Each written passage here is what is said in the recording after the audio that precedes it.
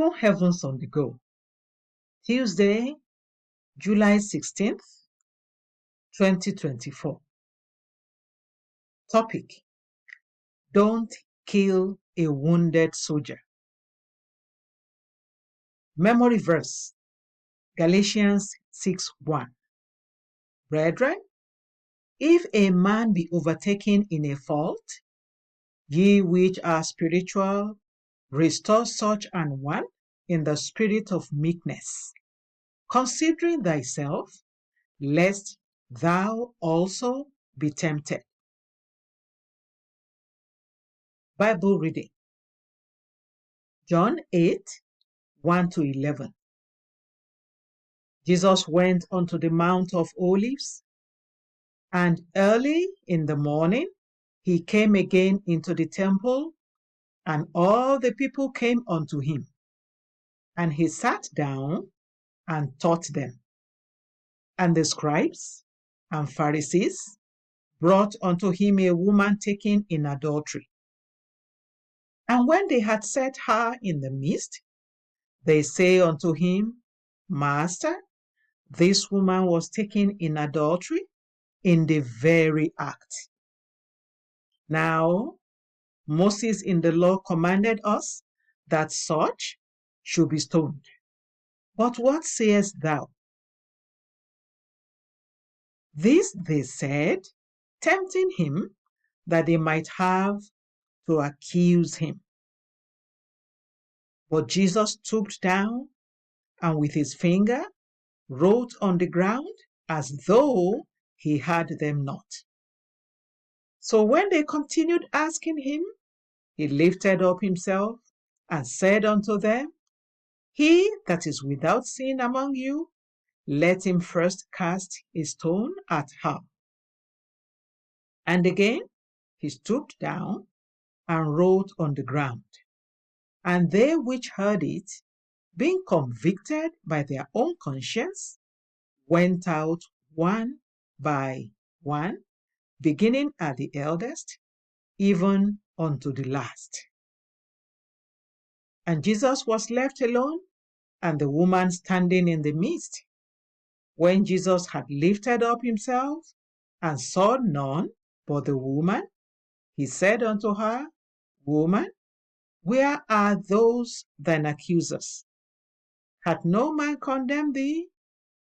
She said, No man, Lord. And Jesus said unto her, Neither do I condemn thee. Go and sin no more.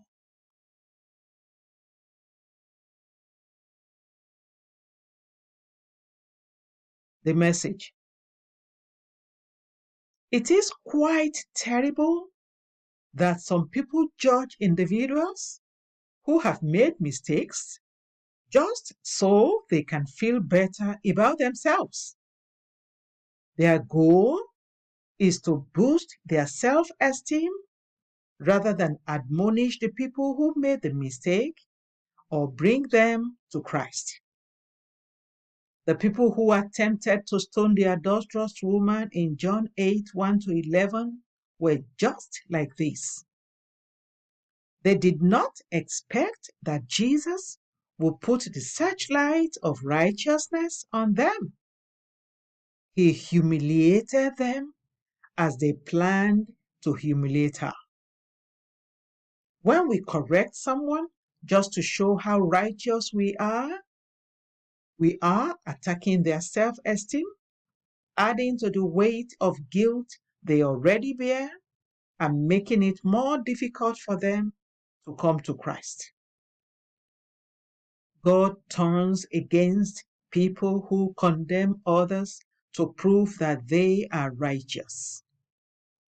When Jesus sees a fallen soldier in his army, he wants to help the fellow up.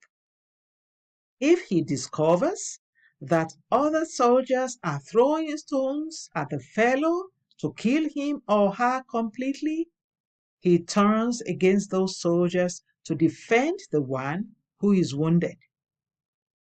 It is unfortunate that many Christians use their superiority complex to hand their own brothers and sisters over to the devil. For example, who is a young Christian girl supposed to turn to if she becomes pregnant out of wedlock? Fellow believers or unbelievers? In most cases, her church members might call her a prostitute and make her feel unwanted, while unbelievers may show her care and understanding. When soldiers are wounded, they need people to help them dress their wounds so they can stand up again. If the people they get help from are from the enemy's camp, they may never return to their own camp again. This is why many backsliders keep going deeper into sin. They think that they will no longer find forgiveness and acceptance in the church, so they backslide completely. The Holy Spirit is still drawing them toward the church, but they are reluctant to go back out of the fear of being condemned by the people who should show love to them the most. Beloved, if a fellow believer falls, don't condemn the person. Don't turn such a person into an object of gossip. Rather, get other Christians together to pray and follow up on the fellow until he or she comes back to God. This was the testimony about Job in Job 4:3-4. Behold, thou hast instructed many, and thou hast strengthened the weak hands. Thy words have upholden him that was fallen, and thou hast strengthened the feeble knees. Action point. Show love to any believer you know that may require encouragement by calling or sending a message to say you will always be there for him or her. Bible reading in 1 year. Isaiah 9-11. Hymn for today. The great physician now is near. The Open Heavens is written by Pastor E. A. Adeboye, the General Overseer of the Redeemed Christian Church of God. God bless you.